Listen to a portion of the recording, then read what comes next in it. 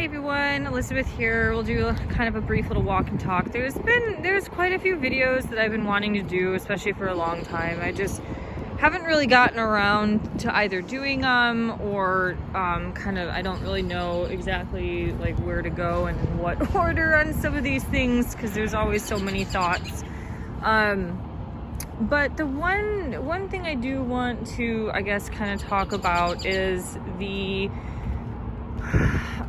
this experience that I had actually right before everything shut down in 2020 is that a woman hired me as her personal trainer to come to her house, and she was a child psychologist, and she was, I think she was from Boston but had her PhD from NYU, so she definitely was a very smart and intellectual person.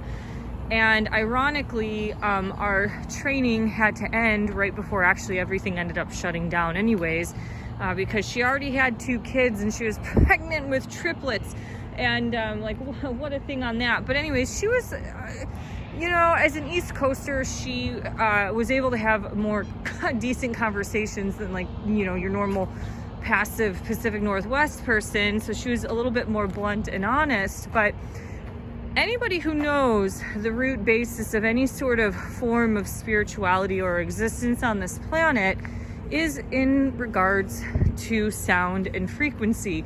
So sound and frequency is pretty much everything, and it also, a lot of the basics through Dr. Emoto's work has looked at, how sound and frequency affects the crystallization of water.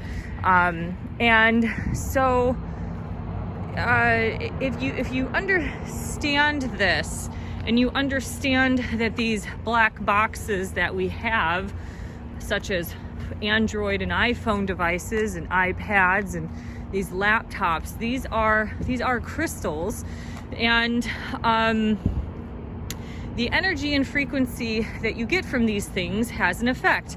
Science has shown that, such as holding up a fucking computer to your ear when you're on the phone, has given a higher risk for things like brain cancer, okay?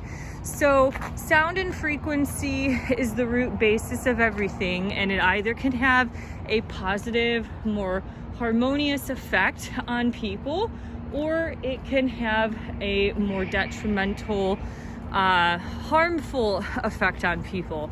So the one thing that I learned from this child psychologist is that she told me that when you have an infant that is looking at a computer screen or these phones and these iPads, it is such a high frequency that it actually is like injecting the child with a dose of heroin. Now, I have to be careful on some of my language because I have had so many videos when I did one back in 2021 in regards to the V's, kind of like, what are we breeding? So, you can ask yourself, like, what have we bred? These children who I have seen it for years in places like Seattle, with your rich moms. They'll walk around with their little bob strollers, and their little infant or 1 or 2 year old is in the stroller, and they're playing on the iPad. I've seen it when I've gone to physical therapy where grandma's babysitting, the little toddler, and as grandma's getting physical therapy, the little kid is in the corner of the room playing with an iPad.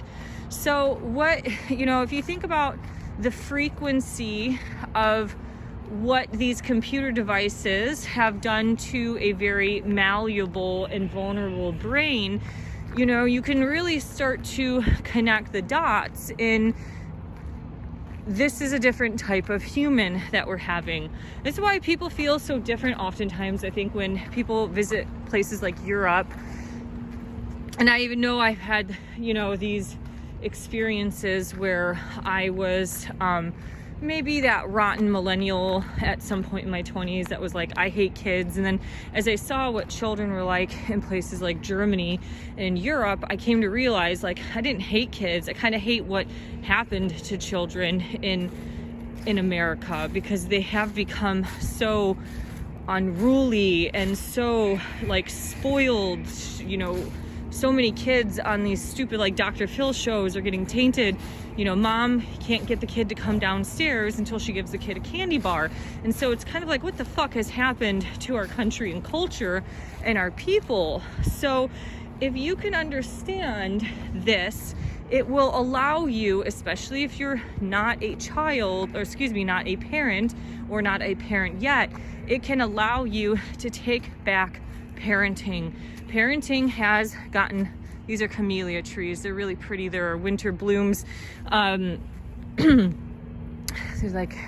There's varying degrees. There's like hot pink, light pink, white, red and white. So anyways, they're really beautiful, like West Coast winter bushes, and they start falling off at spring. Anywho, this knowledge and wisdom can allow you, if you want to be a parent and you do not want to have the same problems as most of these children have today, especially with things like ADHD and stuff like that, that, you know, has a lot to do with like food and V's and all of that. But the computer programming that a lot of these children are experiencing has a drastic effect on their attention span as well as their brain.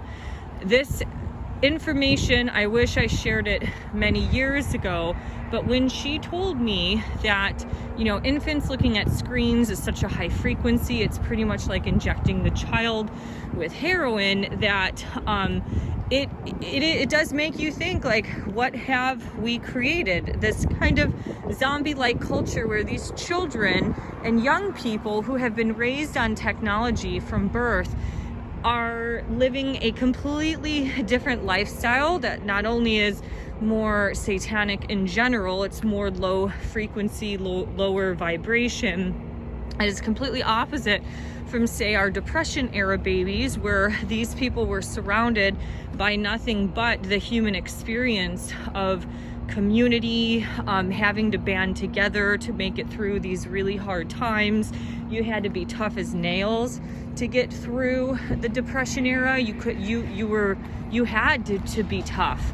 And now, you know, children or young people are like Depression era babies and the greatest generation. They wanted to make life better and easier for the future generations. And one of our problems now is that we have been so spoiled and everything has been so handed down to us that we don't really have a lot of toughness in our spirit anymore for survival, because we've been relying on not only industrialization, but especially young people are relying on technology.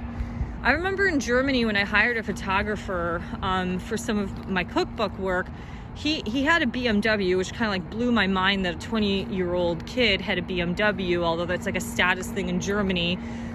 And a lot of people lived over their heads, especially in places like Spain. Like a lot of people own a white BMW, but they actually, you know, can't afford it. They were just in debt for this status of having, you know, a Beamer. But anyways, this BMW reversed itself into a parallel parking spot automatically.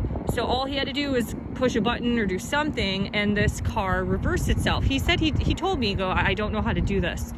He was 100% dependent and reliant on technology, which makes the human much weaker, especially if any sort of technology fails.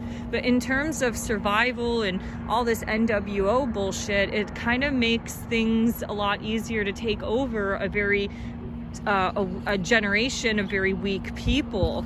And I've said it before, I really think when baby boomers go and any sort of last standing like 1970s Gen Xers and some maybe early millennials, like it's really going to be screwed after that, because the tip of, you know, well, I was born in 85 and I didn't have a phone and anything like that until college. So at least like the first 18 years of my life has been pretty solid with the natural human experience of growing up in the Midwest. where we played sports all summer long. Like we got dropped off at the summertime at the pool. We get dropped off at like 10. Dad or mom would come pick us up at 5. So, you know, we were out there essentially. Now, excuse me. So if we can start thinking about what we are doing to young people with a screen, we can start taking back childhoods. We can start taking back parenting and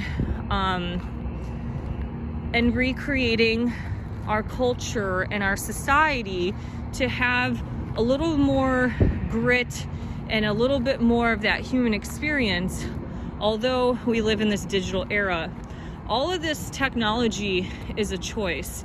I know people, especially my antique friends, some kid I know, he actually just turned like 40. He's an Aquarius as well. I just found that one out because I ran into him in a estate sale on his birthday, and I was like, oh yeah, I totally see it. I mean, he's super quirky. He dresses like it's 1972, and he has a flip phone. He sells records. He makes it by, he sells at flea markets. So, all of this stuff really, really is a choice. And I wish information like what the child psychologist shared, I hope that information can get more widespread knowledge, because a child's brain wave state is very different as compared to the humans. So you have like alpha, beta, delta, and theta waves. And so if I remember this information off the top of my head, like children, especially before the age of 7, are in the lower